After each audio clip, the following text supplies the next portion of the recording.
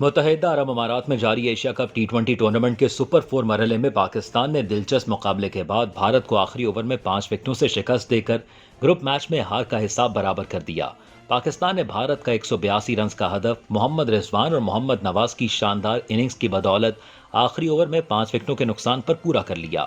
محمد رضوان نے 71 اور محمد نواز نے 20 گیندوں پر 42 رنز کی اننگز کھیلی۔ ایشیا کپ 2022 میں اس سے قبل بھارت نے پاکستان کو گروپ میچ میں پاکستان کو سنسنی خیز مقابلے کے بعد 5 وکٹوں سے شکست دی تھی۔ دبئی انٹرنیشنل کرکٹ اسٹیڈیم میں کھیلے گئے میچ میں پاکستان کے کپتان بابر اعظم نے ٹاس جیت کر بھارت کو پہلے بیٹنگ کی دعوت دی۔ پاکستان ٹیم میں ایک تبدیلی کی گئی تھی۔ شاہنواز دھانی کی جگہ محمد حسنین کو ٹیم کا حصہ بنایا گیا تھا، جبکہ بھارت نے ٹیم میں 3 تبدیلیاں کی تھیں۔ بھارت نے مقررہ 20 اوورز میں 7 وکٹوں کے نقصان پر 181 رنز بنائے۔ وراٹ کوہلی 60 رنز بنا کر نمایاں رہے۔ پاکستان کے سب سے بڑے شہر کراچی جائیں تو وہاں آپ کو یوں تو ہر طرح کی گاڑی سڑکوں پر چلتی دکھائی دے گی، لیکن گزشتہ کئی روز سے جس گاڑی کے سوشل میڈیا پر چرچے ہیں اس کی کہانی خاصی انوکھی ہے۔ کراچی کے علاقے ڈی ایچ اے سے گزشتہ مہینے کی 30 تاریخ کو ایک غیر ملکی خفیہ ایجنسی کی اطلاع پر کسٹمز کے اہلکار ایک گاڑی کی تلاش میں تھے۔ اس حوالے سے کسٹمز میں درج ایف آئی آر کے مطابق انہیں ملنے والی اطلاع یہ تھی کہ گاڑی مبینہ طور پر لندن سے چوری ہونے کے بعد پاکستان لائی گئی۔ یہ کوئی عام کار نہیں بلکہ بینٹلے میلسن V8 آٹومیٹک ہے۔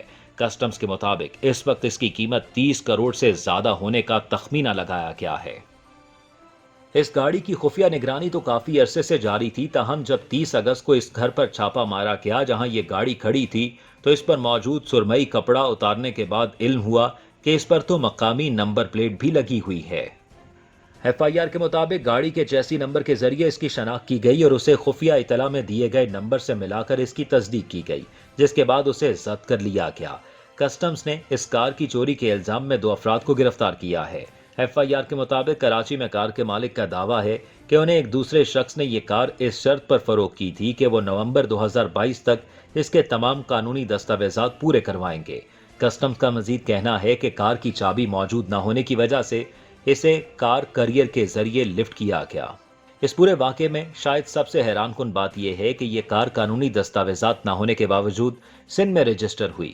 ایف آئی آر میں اس قانون کا حوالہ بھی دیا گیا جس کے مطابق ایسی کسی کار کی رجسٹریشن کے لیے وزارت خارجہ اور کسٹم سے اجازت کے علاوہ تمام ڈیوٹی اور ٹیکسز کی ادائیگی درکار ہوتی ہے۔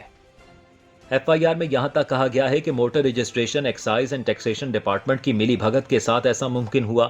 اس گاڑی کی چھوٹی سی ویڈیو سوشل میڈیا پر خاص مقبول ہوئی ہے۔ اس کے بارے میں طرح طرح کے تبصرے بھی کیے جا رہے ہیں۔ ساتھ ہی ساتھ اس گاڑی کے برطانیہ سے پاکستان منتقل ہونے کے حوالے سے سوالات اٹھائے جا رہے ہیں اور یہ بھی پوچھا جا رہا ہے کہ اس پر نمبر پلیٹ کیسے لگی۔ اس حوالے سے حتمی تفصیلات تو تحقیقات مکمل ہونے کے بعد ہی سامنے آئیں گی، لیکن ہم نے یہ جاننے کی کوشش کی ہے کہ لندن سے چوری ہونے والی گاڑیاں پاکستان آ کیسے سکتی ہیں۔ ناظرین، یہ ایک گینگ ہے جو کچھ اس طرح کے کام کرتا ہے، جہاں سے بھی گاڑی آتی ہے وہاں پہلے چوری رپورٹ نہیں کی جاتی، کیونکہ جس ملک سے گاڑی نکل رہی ہے اور جس ملک میں آ رہی ہے دونوں میں اس کا سٹیٹس چیک کیا جاتا ہے کہ آیا اس کے کاغذات پورے ہیں اور کہیں یہ اس ملک میں چوری شدہ تو نہیں ہے۔ اگر یہ کار واقعی چوری کی ہوتی تو سسٹم میں درج ہونے کے باعث یہ بندرگاہ پر ہی ضبط کر لی جاتی۔ کار لندن میں تھی، جب تک یہاں پاکستان میں شفٹ ہوئی تو کسی کو معلوم نہ تھا کہ یہ چوری کی ہے۔ یہاں جب کار کلیئر ہو گئی تو لندن میں چوری کی اطلاع دی گئی تاکہ انشورنس کا دعویٰ ہو سکے۔ جو بھی گروہ یہ کام کرتا ہے وہ عام طور پر پہلے گاڑی دوسرے ملک منتقل کرتا ہے اور پھر جب اس ملک کی بندرگاہ پر گاڑی کلیئر ہو جائے تو اس کے بعد وہ اس ملک میں چوری رپورٹ کر دیتے ہیں اور پھر وہ ملک اس کی کھوج شروع کرتا ہے۔ ناظرین، یہ کوئی پہلا کیس نہیں بلکہ ایسی کئی گاڑیاں پاکستان میں رجسٹر ہوئی ہیں۔ سب سے حیران کن بات یہ ہے کہ کار نان کسٹم نہیں تھی بلکہ کسی سفارت خانے کے کاغذات پر کلیئر ہوئی تھی۔ سفارتکاروں کو ڈیوٹی فری کار کی اجازت ہوتی ہے کہ جتنے برسوں کے لیے وہ قیام کریں گے اس کے لیے ڈیوٹی فری کار کی اجازت ہوتی ہے۔ ناظرین، اس وقت پورے ملک میں سیلاب سے عوام کا برا حال ہے۔ جانیں الگ ضائع ہو رہی ہیں، کھربوں روپے عوام کے اس پانی میں ڈوب چکے ہیں، مال اور مکانات، گھریلو سامان، تمام فصلیں تباہ ہو چکی ہیں۔ صوبائی حکومتیں ایک دوسرے سے دست و گریباں ہیں، نہ مرکز میں اتحادی حکومت کو عوام کی کوئی فکر ہے۔ وہ عمران خان اور اس کی پارٹی کے خلاف کارروائیاں کر کے اپنے 3.5 برسوں کا بدلہ لے رہے ہیں اور نہ ہی پی ٹی آئی ان سیلاب زدگان کی مدد کر رہی ہے۔ پنجاب اور کے پی بھی سندھ اور بلوچستان کی طرح ڈوبے ہوئے ہیں۔ ہمارے فوجی جوان سیلاب زدگان کی جان بچانے کی کوشش کر رہے ہیں۔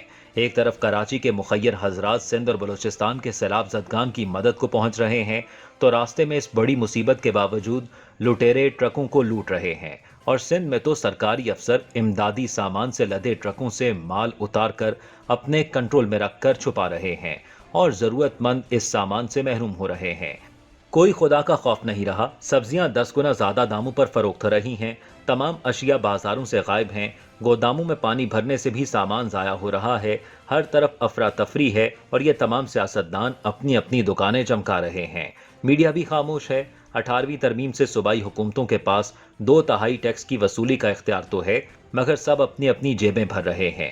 عوام منہ تک رہے ہیں، یہ ٹیکس کس لیے جمع کیا ہے؟ عوام بھوکے مر رہے ہیں، کوئی پوچھنے والا نہیں۔ خدارا سیاست ختم کر کے سب سیاسی پارٹیاں صرف اور صرف ایک نقطے پر جمع ہو کر عوام کو اس ناگہانی مصیبت سے نجات دلائیں۔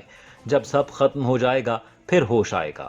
امدادی سامان بھی ضرورت مندوں تک نہیں پہنچ رہا، فوج اس میں اپنا پورا حصہ ڈال کر ضرورت مندوں تک سامان پہنچائے، ورنہ لٹیرے منہ کھولے کھڑے ہیں۔ ہم سب کی ذمہ داری ہے کہ حکومت کی جانب سے فلڈ ریلیف کے تحت کی جانے والی کوششوں میں اپنی اپنی بساط کے مطابق حصہ ڈالیں، بلکہ ممکن ہو تو بساط سے بڑھ کر ایسا کرنے کی ضرورت ہے، کیونکہ سیلاب کے بعد تو سیلاب زدگان کی زندگی بالکل ہی ختم ہو کر رہ گئی ہے۔ سیلاب زدہ علاقوں میں بجلی کٹ چکی ہے اور یہاں پینے کے صاف پانی کا مسئلہ سب سے زیادہ ہے۔ پوری بستیاں تباہ ہو چکی ہیں۔ سب سے اہم بات یہ ہے کہ اس وقت انسانوں پر تو پھر بھی توجہ دی جا رہی ہے، لیکن جانوروں کا بہت برا حال ہے۔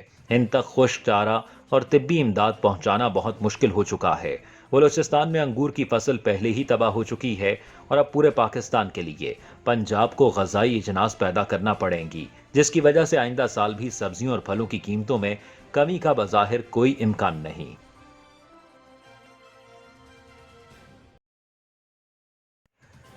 عمران خان 2018 میں وزیر اعظم بنے تو ان کے پاس اعلیٰ عدلیہ کا صادق اور امین کا سرٹیفکیٹ موجود تھا۔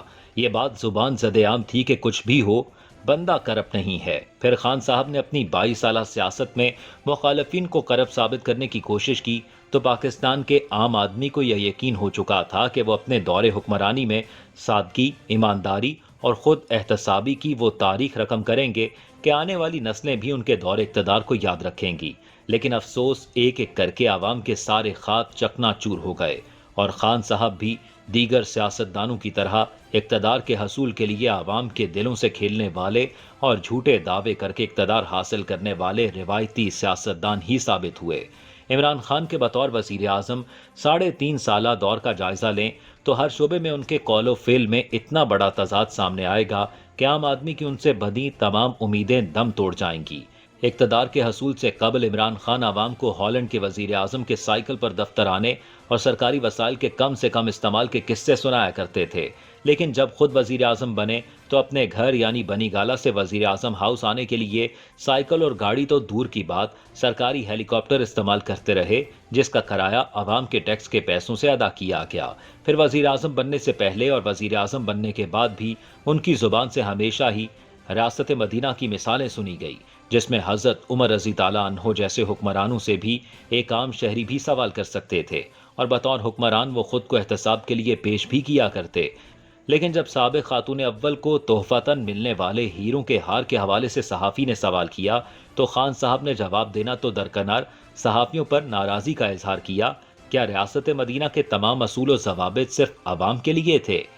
اقتدار سے قبل سابق وزیر اعظم کہا کرتے تھے کہ وہ وزیر اعظم منتخب ہوتے ہی وزیر اعظم ہاؤس کو یونیورسٹی میں تبدیل کر دیں گے اور گورنر ہاؤس کی دیواریں گرا کر عوام کے لیے کھول دیں گے، لیکن پھر عوام نے دیکھا کہ نہ تو وزیر اعظم ہاؤس یونیورسٹی بنا اور نہ ہی گورنر ہاؤس کی دیواریں گری۔ پھر توشہ خانہ اسکینڈل نے تو عوام کے ہی نہیں بلکہ دوست ممالک کے حکمرانوں کے دل بھی توڑ کر رکھ دیے ہوں گے، کیونکہ جس دوست ملک کے حکمران نے آپ کو 25 کروڑ روپے کی گھڑی تحفے میں دی، چند دنوں بعد وہی گھڑی جس دکان پر فروخت کے لیے آئی اور وہاں سے تحفہ دینے والے حکمران کو یہ بات پتہ چلی ہوگی تو سوچیں اس حکمران نے پاکستانی وزیر اعظم اور پاکستانی قوم کے بارے میں کیا سوچا ہوگا۔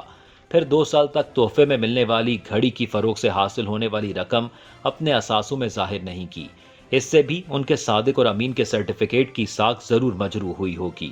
پھر بطور وزیر اعظم انہوں نے IMF سے قرضہ لیا اور اس قرض کے بدلے میں بہت ساری شرائط پر عمل درآمد کا وعدہ بھی کیا، لیکن जैसे ही उन्हें अंदाजा हुआ कि उनकी हुकूमत का खात्मा करीब है, तो उन्होंने मनसूबाबंदी के साथ आने वाली हुकूमत की मुश्किलात बढ़ाने के लिए IMF की शराइत की खिलाफ वर्जी शुरू कर दी, जिससे चंद दिनों के लिए पेट्रोल तो सस्ता हुआ, लेकिन उसके नतीजे में डॉलर 250 रुपए तक जा पहुंचा और रियासत पाकिस्तान लड़खड़ा गई और डिफॉल्ट होते होते बची। जब उनकी हुकूमत का खात्मा हुआ तो वो इतने जज्बाती हो गए कि पहले अमेरिका मुखालिफ बयानिया इख्तियार किया, जिससे पाक अमेरिका ताल्लुकात कई दहाइयों की तरीन सतह पर आ गए, जिससे पाकिस्तान का नुकसान हुआ। सिर्फ यही नहीं बल्कि इमरान खान पर तो शौकत खानम अस्पताल को अवाम की जानिब से मिलने वाले सदक़े और ज़कात की रकम से गैर कानूनी सरमायाकारी करने के इल्ज़ामात भी हैं। लिहाजा अब वो रियासत मदीना के असूलों के मुताबिक अपने ऊपर लगने वाले तमाम इल्ज़ामात के लिए जवाबदेह हैं और हमारी अदलिया भी उनके साथ पूरा इंसाफ करने की पाबंद है। नताइज पर आवाम की नजरें लगी हैं। उम्मीद है जो भी फैसला होगा उसमें इंसाफ होता हुआ नजर आएगा।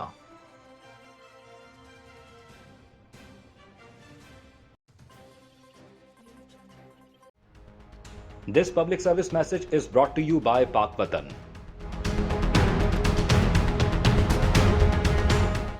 वजीर आजम शहबाज शरीफ ने मुल्क के मुख्तलिफ हिस्सों में शदीद बारिशों के नतीजे में आने वाले सैलाब से मुतासरा अफराद के लिए इमदादी फंड कायम कर दिया।